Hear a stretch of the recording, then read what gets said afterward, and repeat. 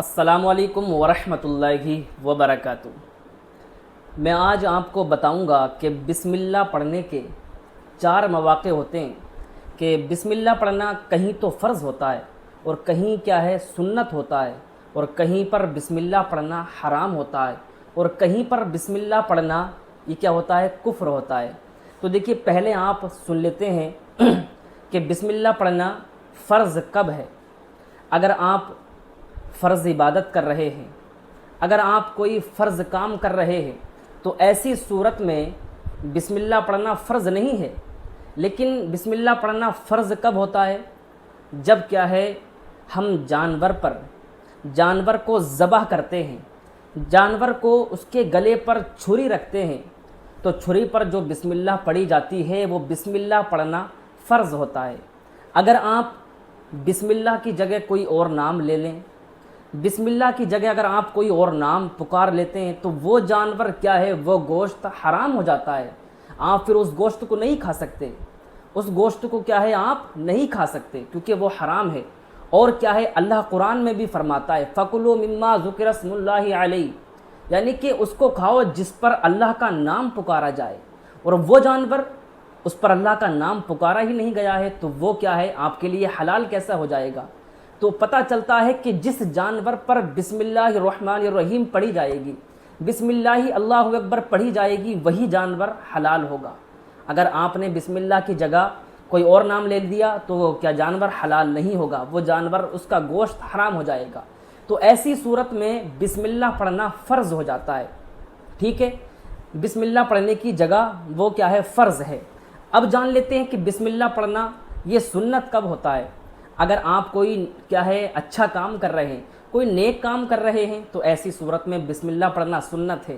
اگر آپ نے کیا ہے مان لیجئے گا آپ نے گھر بنایا ہے تو ایسی صورت میں بسم اللہ پڑھنا سنت ہے۔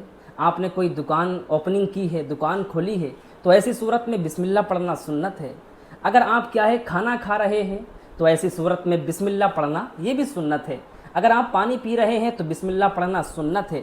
اگر آپ سواری پر سوار ہو رہے ہیں تو ایسی صورت میں بسم اللہ پڑھنا سنت ہے، ٹھیک ہے۔ تو یہ جو اچھے کام ہیں جو میں نے آپ کو بتائے ہیں، ان کاموں میں بسم اللہ پڑھنا سنت ہے، مستحب ہے، ٹھیک ہے۔ اور مستحب کا مطلب کیا ہوتا ہے؟ ایسا نہیں ہے کہ مستحب اور سنت جو میں آپ کو بتا رہا ہوں یہ سنت ایسی ہے کہ یہ واجب نہیں ہے۔ ایک سنت وہ ہوتی ہے جو واجب ہوتی ہے، اگر آپ نے اس کو چھوڑ دیا تو آپ گنہگار ہوگے، لیکن یہ سنت واجب میں سے نہیں ہے۔ اگر آپ بسم اللہ نہیں پڑھو گے تو ایسا نہیں ہے کہ آپ گنہگار ہوگے۔ آپ سے بسم اللہ پڑھنا، آپ پانی پی رہے تھے بسم اللہ بھول گئے آپ، تو اب ایسا نہیں ہے کہ آپ گنہگار ہوگے، لیکن آپ کو جو بسم اللہ پڑھنے کا ثواب ملتا، جو نیکی ملتی، وہ نہیں مل پائے گی۔ تو ٹھیک ہے، بسم اللہ پڑھنا ایسی جگہ سنت ہے، مستحب ہے۔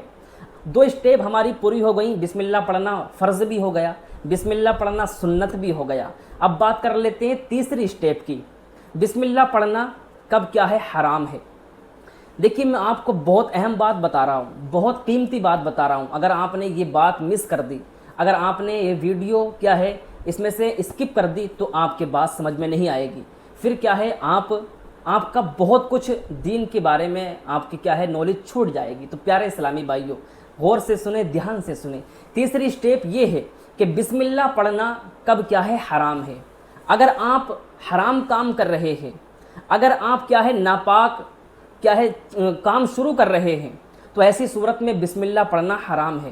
مثال کے طور پر اگر آپ شراب پی رہے ہیں تو شراب پیتے وقت اگر آپ نے بسم اللہ پڑھ دی تو ایسی صورت میں بسم اللہ پڑھنا حرام ہے۔ اگر آپ چوری کر رہے ہیں تو چوری کرتے وقت بسم اللہ پڑھنا حرام ہو جاتا ہے۔